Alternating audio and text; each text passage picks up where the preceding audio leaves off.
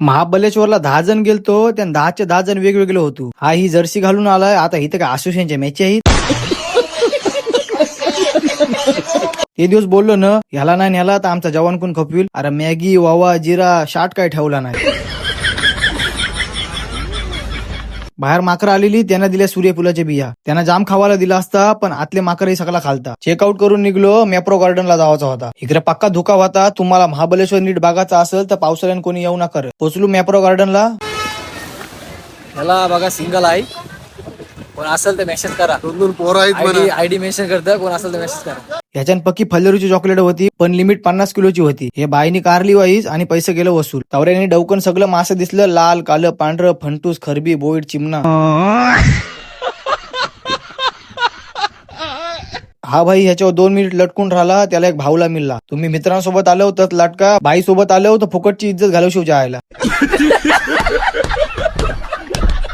आमच्याशी विनयचं वजन भरला, मग त्याला पाठवला. त्यांनी पक्की चॉकलेटा कारली ट्रेनिंग देऊन आणलेलं ना. इथं 2 जण पण ऐकत नव्हतं. बोलता आम्ही इजी राव. मी काय बोलत नाही, तुम्हीच बघा. एकच मिनिट आहे. एक मिनिट दिन बोले रे तू राहशील.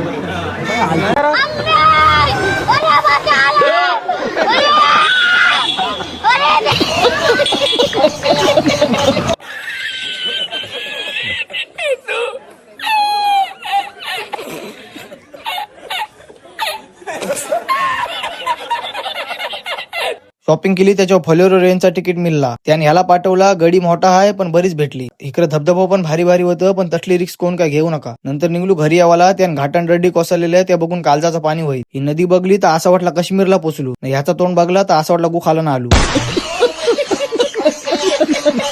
काही वर्ष पहिले सावित्री नदीवरचा हा पूल कोसळलेला, जाम लोक वाहून गेलती. मधीन गाडी थांबवली, जेवणाची ऑर्डर दिली ना प्रॉब्लेम झालाय सांगून पुरं चाल दिली.